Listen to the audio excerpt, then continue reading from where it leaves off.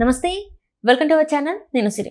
ఆంధ్రప్రదేశ్లో అయితే గత కొంతకాలంగా స్లీపర్ సెల్స్ గురించి వింటూనే ఉన్నాం. స్లీపర్ సెల్స్ ఉన్నారు, స్లీపర్ సెల్స్ వల్లనే ఇట్లాంటి కొన్ని జరుగుతున్నాయని చెప్పేసి వింటూనే ఉన్నాం. అయితే ఇప్పుడు తాజా పరిణామాలు ఎట్లున్నాయంటే సైనైడ్ అంటే స్లీపర్ సెల్స్ బ్యాచ్ కాస్త సైనైడ్ బ్యాచ్ అయిపోయిందని చెప్పేసి మరి అనిపిస్తుంది. సో దీని మీద మరింత ఏదైతే జరుగుతుందో ఆ విషయాన్ని మనకు తెలియజేయడానికి మనతో పాటు ఉన్నారు ప్రముఖ senior journalist, political analyst C S Rao గారు.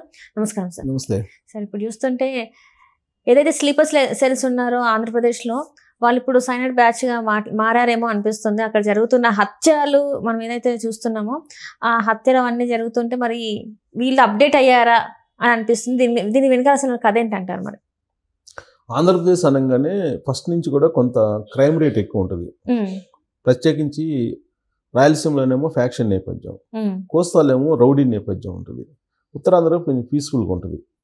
మిగతా ఆంధ్ర తీసుకుంటే కనుక ఆంధ్రప్రదేశ్ తీసుకుంటే క్రైమ్ రేట్ ఎక్కువ ఉంటుంది తెలంగాణతో పోల్చుకుంటే. మీ తెలంగాణలో కూడా తీసుకుంటే ఉమ్మడి ఆంధ్రప్రదేశ్ ఉన్నప్పుడు ఆంధ్ర సెటిలర్స్ ఎక్కడైతే ఉంటారో అక్కడే క్రైమ్ ఎక్కువ రేట్ ఉంటుంది. క్రైమ్ రేటు ఇప్పుడు ఎస్ఆర్ నగర్ పోలీస్ స్టేషన్లో ఎక్కువ ఉంటుంది క్రైమ్ రేటు. అలాగే మియాపూర్ అక్కడ ఎక్కువ ఉంటుంది.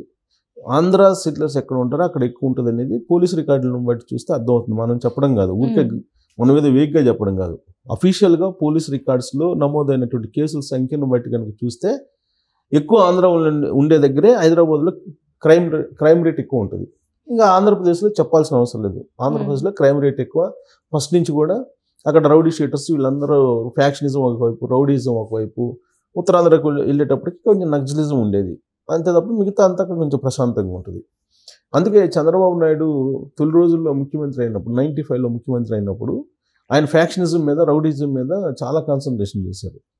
చేసి ఫ్యాక్షనిజాన్ని, రౌడీజాన్ని రూపుమాపాలని చెప్పేసి ఆయన క్లియర్ కట్ ఆర్డర్స్ ఇస్తే అప్పట్లో రౌడీ షీటర్స్ను కేటగిరీ వైజ్ చేసి A category, B category, C category అంటూ కేటగిరీ వైజ్ చేసి వాళ్ళు చేసేటువంటి నేరాల సంఖ్యను, తర్వాత నేర యొక్క తీవ్రతను బట్టి కేటగిరైజ్ చేసి వాళ్ళ మీద కేసులు, సెక్షన్స్ పెట్టి వాళ్ళని చట్ట ప్రకారం శిక్షించేలాగా అప్పట్లో చంద్రబాబు నాయుడు చేశారు. 95 నుంచి 2004 వరకు ఆయన చేసినటువంటి పరిపాలనలో ఇదొక పెద్ద భాగం. అలాగే నక్సలిజాన్ని రూపుమాపాలని, నక్సలైట్లను ఏరివేయాలని ఆయన అసలు మేనిఫెస్టోని పెట్టారు 2004. ఆయన ఓడిపోవడానికి 2004లో అదొక కారణం. తర్వాత ఫ్యాక్షనిజం, రాయలసీమలో ఫ్యాక్షనిజాన్ని అణిచివేయాలని చెప్పేసి ఆయన చేసినటువంటి ప్రయత్నం చాలా బాగా ఫలించింది పార్టీలకు అతీతంగా. అప్పట్లో అసలు అక్కడ ఎలక్షన్ జరిగేది కాదు రాయలసీమలో, మొత్తం రిగ్గింగే ఉండేది. మొత్తం ఎలక్షన్లు ఎక్కడ ఫ్రీ అండ్ ఫెయిర్ ఎలక్షన్లు జరిగే కాదు. ఇవాళకి కూడా చాలా వరకు పోయింది, కానీ ఇవాళకి కూడా కొన్ని చోట్ల అదే పరిస్థితి ఉంది. కానీ అప్పట్లో అసలు ఎలక్షన్కే చాలా మంది పబ్లిక్ దూరంగా ఉండేవాళ్ళు. అలాంటి పరిస్థితి నుంచి ప్రజాస్వామ్యయుతంగా ఫ్రీ అండ్ ఫెయిర్ ఎలక్షన్ దిశగా చంద్రబాబు నాయుడు అప్పట్లో చేయగలిగారు ఫ్యాక్షనిజాన్ని రూపుమాపి. అలాగే హైదరాబాద్లో మత కల్లోలాలు, రామారావు ముఖ్యమంత్రి కాకముందు, ఎన్టీ రామారావు గారు ముఖ్యమంత్రి కాకముందు హైదరాబాద్లో మన గణేష్ నిమజ్జనం అనగానే మత కల్లోలాలు ఉన్నాయి. ఆ మత కల్లోలాల్ని రూపుమాపి మత కల్లోలాలు లేకుండా చేసినటువంటి పార్టీ ఏదైనా ఉందంటే తెలుగుదేశం పార్టీ. అది ఎవరైనా చెప్తారు. ఉమ్మడి ఆంధ్రప్రదేశ్ చరిత్రను తీసుకుంటే మత కల్లోలాలు లేకుండా గణేష్ నిమజ్జనం ప్రశాంతంగా జరిగిందంటే తెలుగుదేశం పార్టీ ఆవిర్భావం తర్వాతనే అది జరిగింది. అంతకుముందు మీరు తీసుకుంటే కనుక ఎప్పుడు గణేష్ ఉత్సవాలు అనగానే గొడవలు ఉండేవి, అల్లకొల్లలు ఉండేవి. సో అలాంటి ఆంధ్రప్రదేశ్ పరిస్థితిని కనుక చూస్తే ఇప్పుడు డ్రగ్స్, గంజాయి ఇవన్నీ కూడా 2019 నుంచి 2024 మధ్యలో బాగా పెరిగిపోయాయి. జగన్మోహన్ రెడ్డి ముఖ్యమంత్రిగా ఉన్నటువంటి హయాంలో 2014 నుంచి 2019 వరకు చంద్రబాబు నాయుడు అధికారంలో ఉన్నారు. అప్పుడు లా అండ్ ఆర్డర్ కంట్రోల్లో ఉంది. గంజాయి, డ్రగ్స్ వీటికి సంబంధించినటువంటివి కదలికలు పెద్దగా లేవు. కానీ 2019లో ఎప్పుడైతే జగన్మోహన్ రెడ్డి ముఖ్యమంత్రిగా బాధ్యతలు స్వీకరించారో అప్పటి నుంచి గంజాయి సాగు పెరిగింది అక్కడ. అలాగే డ్రగ్స్ దిగుమతులు పెరిగాయి. దానికి సంబంధించి కేసులు కూడా ఉన్నాయి. లాస్ట్కి ఏ స్టేజ్కి వెళ్ళారంటే గంజాయి పంట పండించి ఆ గంజాయి పంటని యంత్రాల రూపంలో ఆయిల్ తయారు చేసి ఆయిల్ని సప్లై చేసే పరిస్థితికి వచ్చింది వాళ్ళ ఆంధ్రప్రదేశ్లో ఉండేటువంటి కొన్ని అసాంఘిక శక్తులు ఆ స్థాయిలో ఉన్నాయి. మారుమూల గ్రామాల్లో కూడా ఈ శక్తులు వెళ్ళిపోయాయి. ఈ శక్తులన్నీ ఏంటంటే వాటిని స్లీపర్ సెల్స్గా పనిచేసాయి. స్లీపర్ సెల్స్గా పనిచేసి వైఎస్ఆర్ కాంగ్రెస్ పార్టీలో కొన్ని చోట్ల వీళ్ళు వైఎస్ఆర్ కాంగ్రెస్ పార్టీని గెలిపించడానికి పనిచేశారు వీళ్ళు చాలామంది. సో ఆ పార్టీ అండదండలతోటి ఈ డ్రగ్స్ తర్వాత గంజాయి దీనికి సంబంధించినటువంటి వ్యాపారాలు చేసుకుంటూ వచ్చారు. అందుకే ఈ మధ్యకాలంలో రేవంత్ రెడ్డి ముఖ్యమంత్రి అయిన తర్వాత తెలంగాణలో ఈ డ్రగ్స్ రూపుమాపాలి అని చెప్పి రైడ్స్ చేసినప్పుడు వైఎస్ఆర్ కాంగ్రెస్ పార్టీకి సంబంధించినటువంటి నాయకుల పిల్లలే దొరికారు ఇద్దరు ఇక్కడ మనకు హైదరాబాద్లో.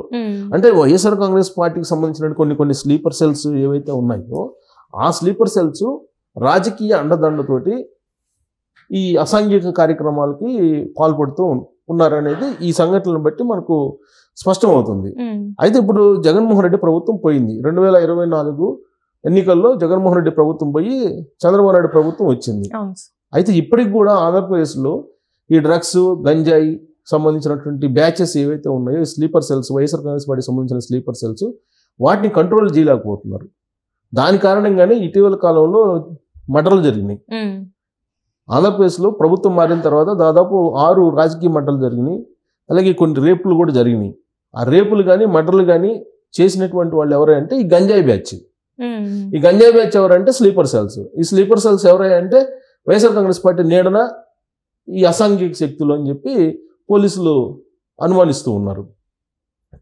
ఇప్పుడు వాళ్ళు ఆ స్లీపర్ సెల్స్ గతంలో చంద్రబాబు నాయుడు ఎన్నికల ముందు ప్రచారానికి వెళ్ళినప్పుడు ఆ ప్రచార సభల్లో పాల్గొని తొక్కిసలాట క్రియేట్ చేశారు. దాని కారణంగా 13 మంది చనిపోయారు. గుంటూరులో ఒక 8 మంది, తర్వాత కందుకూరులో ఒక 4, మొత్తం 13 మంది 14 మంది చనిపోయారు. అప్పుడు ఆ తొక్కిసలాట చనిపోయిన తర్వాత చంద్రబాబు నాయుడు సభలకు వచ్చి చనిపోతున్నారని చెప్పి చంద్రబాబు నాయుడు సభలే పెట్టడానికి లేదని చెప్పి జీవో నెంబర్ 1 అప్పట్లో తీసుకొచ్చారు. జగన్మోహన్ రెడ్డి తీసుకొచ్చి సభలు పెట్టకుండా చేయాలని ప్రయత్నం చేశారు. సరే, ఆయన ఎన్ని ప్రయత్నాలు చేసినా ఆంధ్రప్రదేశ్ ప్రజలు చాలా విజ్ఞతతో ఆలోచించి జగన్మోహన్ రెడ్డి ఇంటికి పంపించారు. సో అలాంటి స్లీపర్ సెల్స్ని ఏరివేయటంలో చంద్రబాబు నాయుడు ఇప్పుడు దృష్టి సారించారు కానీ ఏరివేయలేకపోతున్నారు. అసలు ఎక్కడున్నాయో వాళ్ళు తెలియట్లా. మైదాన ప్రాంతంలో సంచరించేటువంటి ఈ స్లీపర్ సెల్స్ని పట్టుకోవడం అనేది అంత ఈజీ కాదు. ఇప్పుడు అటవీ ప్రాంతంలో తిరిగేటువంటి మావోయిస్టులను పట్టుకోవడం ఈజీ, కానీ వాళ్ళకంటూ కొన్ని ఉంటాయి ఐడెంటిఫై చేయడానికి. కానీ మైదాన ప్రాంతాల్లో అంటే జన సామర్థ్యంలో జనబాహుల్యంలో తిరిగేటువంటి వాళ్ళు ఎప్పుడు ఏం చేస్తారో తెలియదుగా. వాళ్ళని అదుపు చేయడం అనేది చాలా కష్టం. దాని చాలా టఫ్ జాబ్ అది. మన కంటికి కనిపించేటువంటి శత్రువుని ఎదుర్కోగలం కానీ కనిపించినటువంటి శత్రువుని మనం ఫేస్ చేయడం అనేది చాలా టఫ్. సో అలానే ఇప్పుడు స్లీపర్ సెల్స్ అనేవి ఎక్కడ ఉన్నాయి అనేది అర్థం కావట్లా. ఇప్పుడు స్లీపర్ సెల్స్ హైదరాబాద్లో కొన్ని ఉన్నాయి అంటున్నారు. ఆంధ్రప్రదేశ్ సంబంధించినట్టు YSR Congress party sleeper cells plus ఆంధ్రప్రదేశ్లో మారుమూల గ్రామాల్లో కూడా స్లీపర్ సెల్స్ ఉన్నాయి. ఆ స్లీపర్ సెల్స్ ఏం చేస్తున్నాయి, ఈ మధ్య నిద్రపోయే వాళ్ళని కూడా చంపేస్తున్నారు. ఇప్పుడు జరిగినట్టు 6 మర్డర్లలో దాదాపు 4 మర్డర్లు నిద్రపోయే వాళ్ళని చంపినాయి. అలాగే రేపులు ఏకోజాన బహిర్భూమికి వెళ్ళినటువంటి మహిళలను రేప్ చేసినటువంటి కేసులో ఆ రేప్ చేసింది ఎవరంటే గంజాయికి సంబంధించినటువంటి వాళ్ళు. అయితే ఇప్పుడు లేటెస్ట్ భయంకరమైనటువంటి న్యూస్ ఏంటంటే ఈ స్లీపర్ సెల్స్ అప్డేట్ అయిపోయినాయి. స్లీపర్ సెల్స్ అప్డేట్ అయిపోయి వాళ్ళు ఏం చేస్తున్నారంటే ఇప్పుడు వాళ్ళు ప్రభుత్వం మారిపోయింది కదా, ప్రభుత్వం మారిపోయింది కాబట్టి ఇప్పుడు డబ్బులు సంపాదనకి మార్గం లేదు. ఇంతకుముందు అంటే వైఎస్ఆర్ కాంగ్రెస్ పార్టీ ఉంది కాబట్టి వాళ్ళు ఏదో ఒక రూపంలో డబ్బులు సంపాదించుకునేవాళ్ళు. ఇప్పుడు డబ్బులు సంపాదించుకునే మార్గం లేదు. దాంతో ఇప్పుడు ఏం చేస్తున్నారు, అప్పులు తీసుకోవటం, అప్పులు ఇవ్వకుండా ఎగ్గొట్టడం. ఇప్పుడు ఎవరి దగ్గర అప్పులు తీసుకుంటారు, అప్పులు తీసుకొని ఇవ్వకుండా ఎగ్గొట్టడం. ఒకవేళ ఇచ్చినటువంటి వాళ్ళు అడిగితేనేమో వాళ్ళకి సైనైడ్ పెట్టి చంపేసేటువంటి ప్రయత్నం చేస్తున్నారు అనేది పోలీసులు అనుమానిస్తున్నారు. తెనాలిలో ఈ సంఘటన బయటపడింది. తెనాలిలో బయటపడ్డటువంటి సంఘటన తీసుకుంటే కనుక కాంబోడియా నుంచి ఒక లేడీ వచ్చింది. ఎవరు ఆమె పేరు ఏంటి, కాంబోడియా నుంచి వచ్చినటువంటి ఆమె పేరు వెంకటేశ్వరి. ఆవిడ వచ్చింది. ఆవిడ భర్త ఇద్దరు కలిసి చుట్టుపక్కల వాళ్ళతో మంచిగా ఉండటం, మాయ మాటలు చెప్పడం, తమ వైపు తిప్పుకోవటం, వాళ్ళ దగ్గర అప్పులు తీసుకోవటం. అప్పులు అడిగితే కనుక వీళ్ళని బయటికి వెళ్దామని చెప్పి తీసుకెళ్ళి వాళ్ళతో కలివిడిగా ఉంటూ వాళ్ళకి కూల్ డ్రింక్లు ఇచ్చేయటం, లేదంటే మంచినీళ్ళు సైనైడ్ పెట్టేయటం, ఇచ్చేసి చంపేస్తున్నారు. ఆ విధంగా 4గురిని చంపారట వాళ్ళు. ఈ 4గురిని చంపితే మళ్ళీ ఈ బ్యాచ్లో మళ్ళా లోకల్గా ఉండేటువంటి మరొక లేడీ రజనీ అనే ఆవిడ కూడా చేరిందంట. చేరి ఇదే ప్రాంతంలో నివాసం అంటే తెనాలిలో ఉండే నాగుల్ బి నాగుల్బీని ఒకసారి చంపేశారు. ఇట్ట 3-4 చంపేశారంటే బ్రేజర్లో సైనైడ్ ఇచ్చి చంపేశారండి వీళ్ళు, తీసుకెళ్ళి పార్టీకి అని చెప్పి తీసుకెళ్ళి. సో ఇట్ట దాదాపు 4 చంపారని చెప్పి తెలుస్తుంది. 3 మహిళల్ని, 1 పురుషుడిని ఇప్పటివరకు చంపారని చెప్పి తెలుస్తుంది. అంటే స్లీపర్ సెల్స్ కాస్త ఇప్పుడు సైనైడ్ బ్యాచ్గా తయారయ్యింది. వాళ్ళు ఏంటి, ఆ స్లీపర్ సెల్స్ అప్పు అడిగి తీసుకుంటున్నారు.